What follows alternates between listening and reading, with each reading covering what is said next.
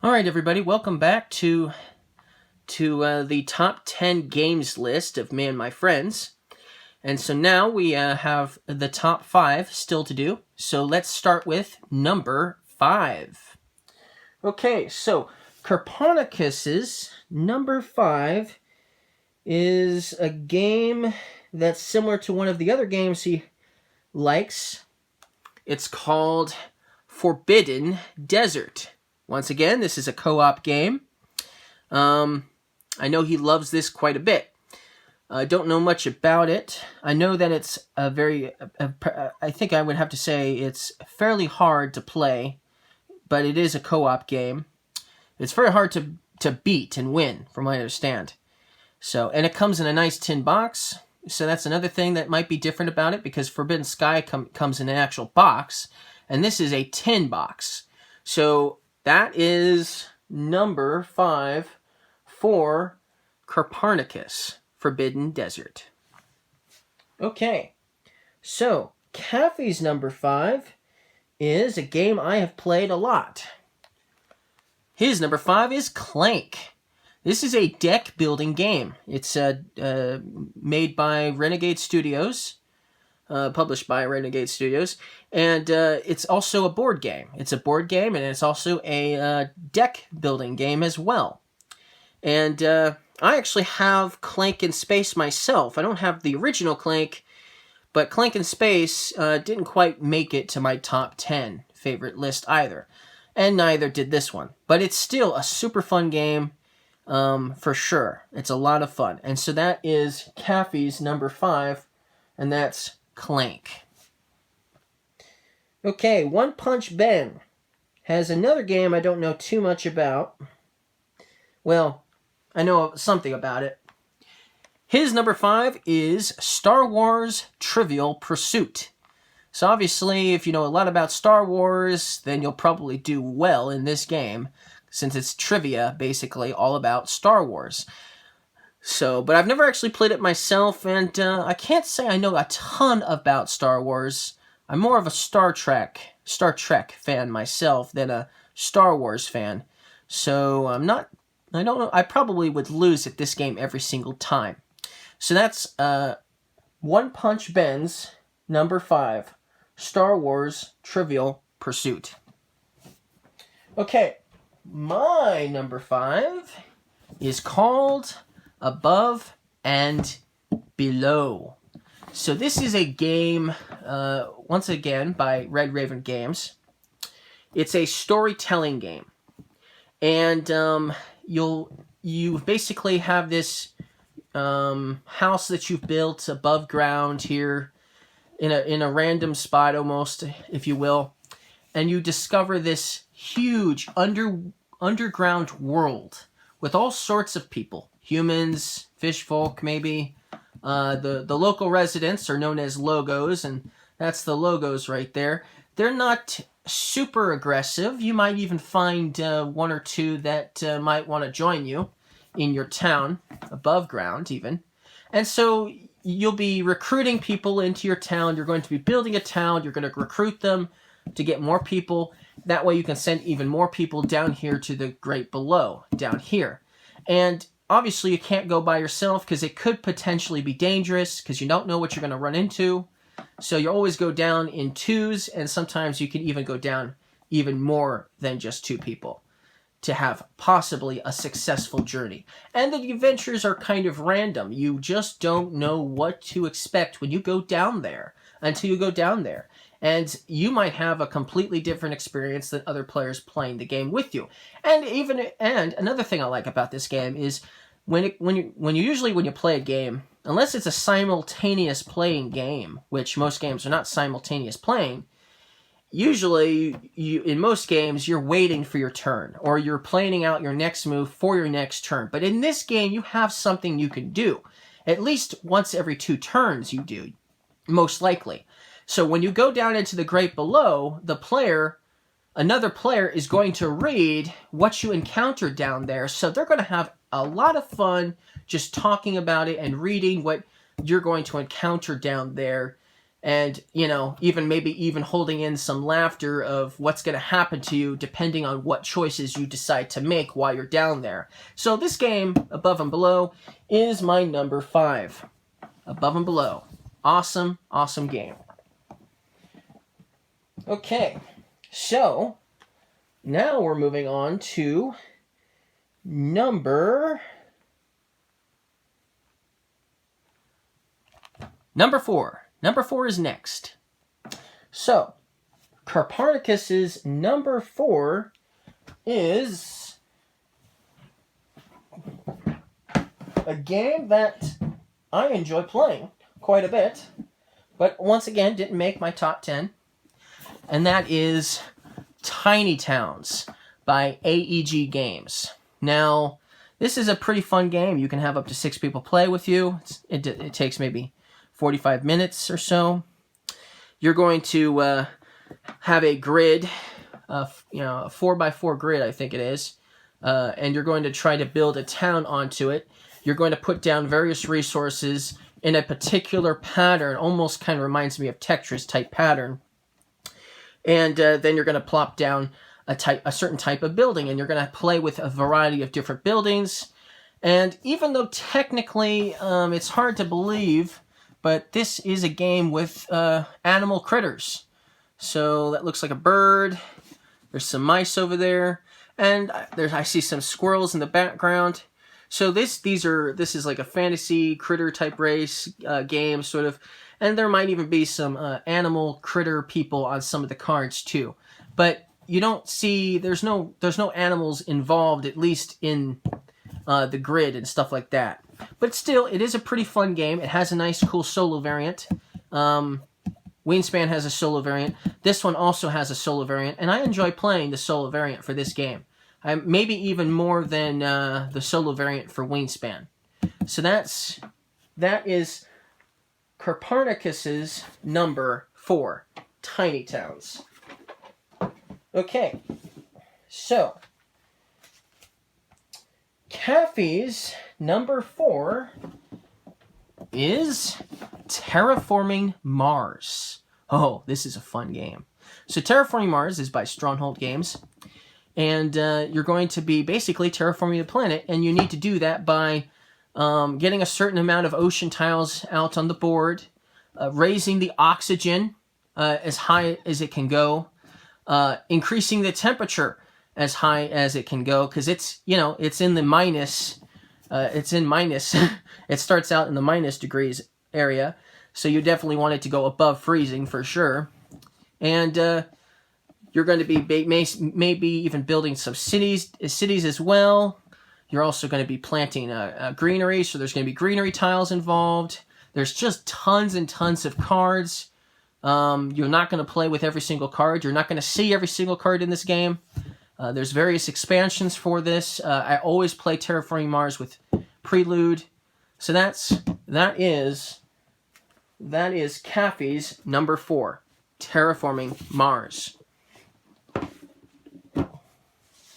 Okay, so One Punch Ben's number 4 is Risk Legacy. Oh, I love this game. I do. Once again, it just so many games I like, so this just didn't quite make it to the top 10, but if I was doing top 20, top 30, it would have definitely made it to the top 30 for sure. So this is Risk Legacy. So legacy games have a lot of stuff involved with stickers and new stuff as you play the game, and Risk Legacy is no different. You're going to be playing this game, and it's going to alter the game a bit every time you play, and it's still playable even after you no longer have anything new to add.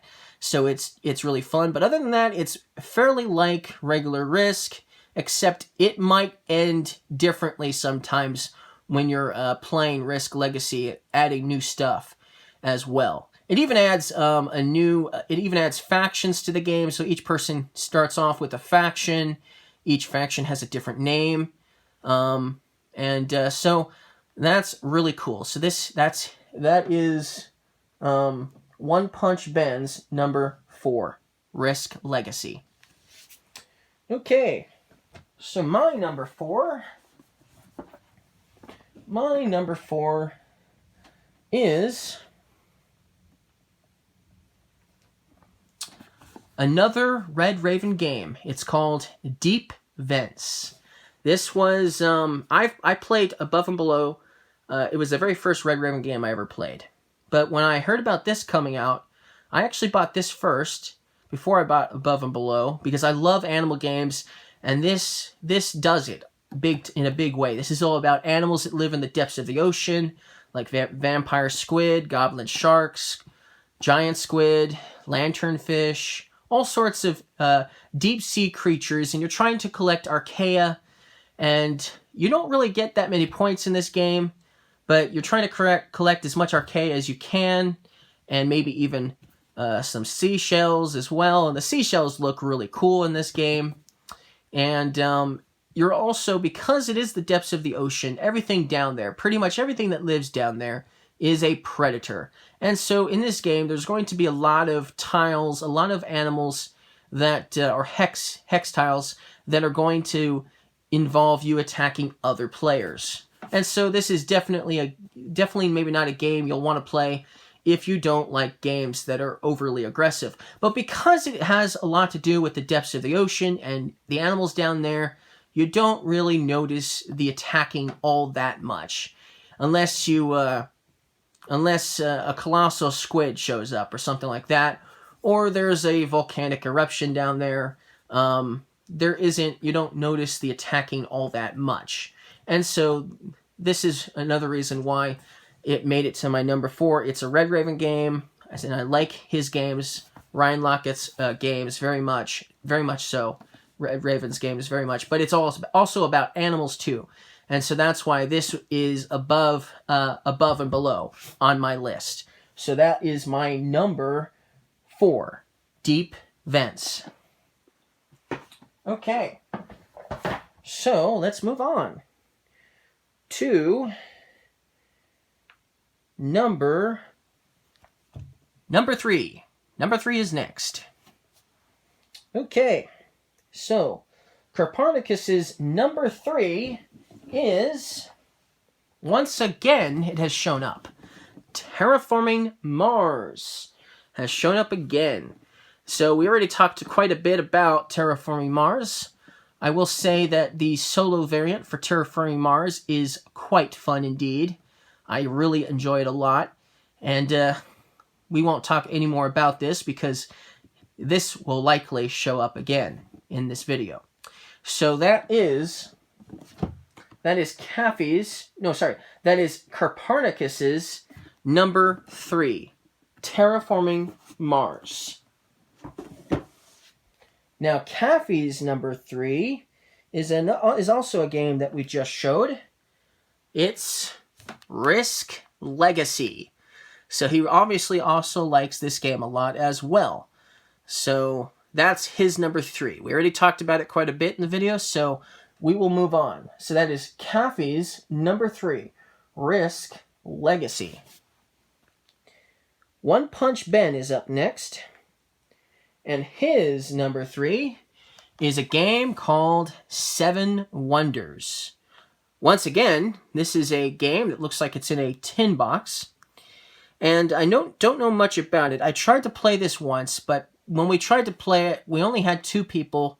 And even though you can play this game with 2 people, the rules are like completely different, and they don't recommend you trying to play this game the first time through with just 2 people. And like it is called 7 Wonders, so this is a game you can have like 7 people play.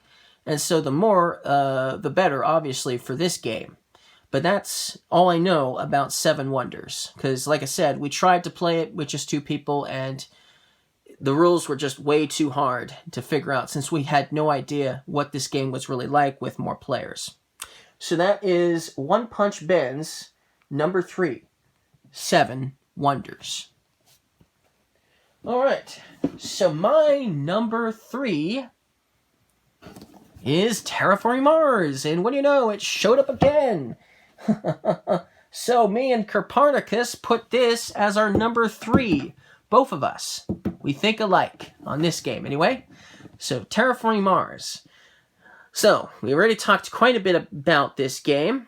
Another reason why I like this game a lot is, besides the fact that it's got a really fun solo variant, and you're terraforming a planet, and I like the expansions a lot, especially Prelude,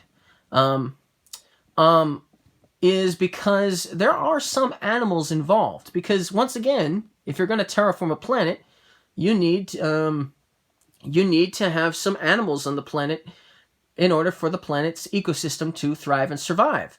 And so that's another reason why I like Terraforming Mars so much, is because it still adds some animal cards to the game as well. But even more so, I think I like the microbes in this game the most. I definitely usually play with the microbe strategy. There's lots of different strategies in this game, and even though technically it's not 100% your choice which strategy you want to go with, because it all depends on what cards you draw. If I can, I try to go with trying to collect a lot of cards that deal with microbes and play a lot of microbe cards in order to, possibly increase the temperature and get some greenery tiles out and stuff like that. So this is my number 3, Terraforming Mars. Okay. So, let's move on to number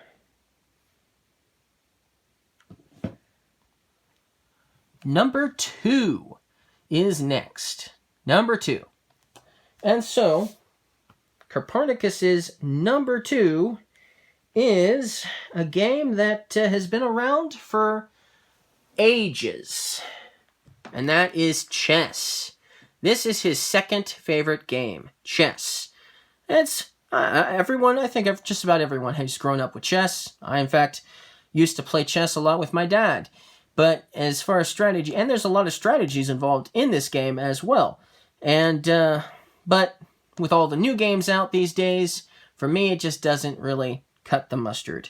But it's still a fun game, and, I might play it again someday. And that's Copernicus's number 10, chess. Okay, so Caffey's number 2, and if I didn't say chess was his number 2, then chess is his number 2. So for Copernicus. So for Caffey, his second favorite game his number 2 is Pandemic. This is a co-op game. This is from Z-Man Games. I've played this a few times. It's a lot of fun, but we seem to lose more often than we win. This can be very, very hard at times, and there's even a difficulty where you can make it even harder than it already is. And so basically you're trying to work together as various different people, maybe a scientist, maybe a medic, maybe even a construction worker, stuff like certain people like that, trying to work together to try to cure 4 diseases, basically. There's 4 diseases going on the planet Earth in this game, Pandemic, and so you have to actually cure all 4 in order to win the game. And if you don't cure all 4, or something happens before you get to that point, which will most likely happen, then you lose. And so this is, a game that's very hard to play. You all either win together or you all lose together, unless you have a different version of Pandemic. And so Pandemic is pretty popular, it's pretty common, and so there's lots of other Pandemic games out there. And you might even see another Pandemic on these lists at some point before this video is over. So that is Caffey's number 2, Pandemic. Okay, so One Punch Ben's second favorite game is Dominion. So once again, this has shown up again. So Dominion is obviously pretty popular amongst me and my friends. Dominion is pretty popular, although One Punch Ben is the only one that has, it looks like, that has put Dominion this close to the top of his list. And since we talked quite a bit about this game already, we will move on. So that is One Punch Ben's second favorite game, his number 2, Dominion. Okay, so my number 2 is New York Zoo by Uwe Rosenberg's. It's one of his games. And it's done by Capstone Games. Now, New York Zoo is another one of those polyomino games. And it's also a game that came out just recently. It just recently came out. I haven't even had this game a full month yet, I don't think. This game is that new. And it just is so fun. It's better than Barren Park by a lot. There's a lot more going on. But because it is a zoo game and you're trying to build this zoo, you're trying to collect various animals. The meerkat is on this side, so here's the meerkat, so that's one of the animals. Then you've got the penguin. I know it looks like a kangaroo, and it is, but it's actually called a tree kangaroo. Then there's the Arctic fox and the pink flamingo. So you have these 5 animals. You're trying to get them. You're trying to breed them as well. And so that's what's going on a lot. You're trying to get more tiles, of course, so you can fill in your zoo, because in order to end the game, you have to completely fill in your zoo. Every available empty square must be filled in order to end the game. And so that's what you're doing in this game as well, just like you would in Barren Park, but you're also trying to breed animals as well and collect animals and as you move around the board. And so I love animal games, and not only was this my favorite animal game of the year, it's my favorite animal game thus far. And so, at least realistic animal game. There's other games I like a lot that have something to do with animals, but this is a realistic animal game, and this is my favorite realistic animal game thus far. And so that's my number 2, New York Zoo. Okay. We just have the last number, which is number 1. So number 1 is it. So Copernicus's number 1 is a game I have played before quite a bit. His favorite game is called Splendor. Okay, in this game we are all merchants, and we are trying to, or jewelers, if you will, and we're trying to collect all these gem cards and trying to reach a certain amount of points doing so, and you have all these really cool looking, almost like poker chips here on the side here, but in all sorts of different types of gems. We've got sapphire and ruby and garnet and diamond and emerald, for instance. So there's a lot of gems involved in this game. It's a really fun game. It's really easy, really simple. I like it a lot, and this is probably why it's his favorite game, because it has these really cool chips and it's easy and fun. And so that's his number 1. Copernicus's number 1 is Splendor. Okay. Caffey's number 1 is Pandemic Legacy by Z-Man Games. Season 1. There's a Season 2 for sure, and there might even be a Season 0, I think. But Pandemic Legacy is, once again, just like Pandemic, except it's with Legacy. It's got stickers involved, and I believe, and the game changes over time with each game. And that's how it is with Legacy games. So, other than that, I don't know anything about it, but that's his favorite game. That's his number 1. Caffey's number 1, Pandemic Legacy. Okay. One Punch Ben has a game here that I have heard of, and I've heard great things about it, but once again, I don't know much about it. His number 1 is Cosmic Encounter. So it obviously has a lot to do with aliens, but I don't know much about it other than that. But it is his number 1, his favorite game. So, One Punch Man, his number 1 is Cosmic Encounter. Okay, and then my number 1, my most favorite game is Everdell. So this is shown up on almost everybody's list. It showed up on Copernicus's list for number 6. It showed up on One Punch Ben's list at number 8. So 3 out of 4 of us picked this for our top 10. Now, this is my most favorite game for many reasons, but one of the things that, and a lot of the reasons I've already talked about. It's beautiful. It's a worker placement game. There's a lot of critters involved that you can play with. In fact, with the expansions, if you get the collector's edition of Spirecrest and the collector's edition of Pearlbrook and the Everdale Belfair expansion as well, the first 2 add 4 new critters if you get the collector's edition to play with, and the last one, Belfair, adds 2 more critters to play with. And so if you get the collector's edition of the core game of Everdale, it actually has 5 playable characters. I don't have the core game of the original, so I only have 4 of them. So 4, 8, 12, 14, and if you include the one I don't have, which is the rats, that's 15 different playable critters to choose from. Now, even though I really love this game, and I do enjoy playing with the other expansions that they add to this game, and really you can only usually play with 1 expansion at most at a time anyways, because it doesn't really work with, especially with Pearlbrook and Spirecrest intermingling in the same game, it doesn't really work very well. But even if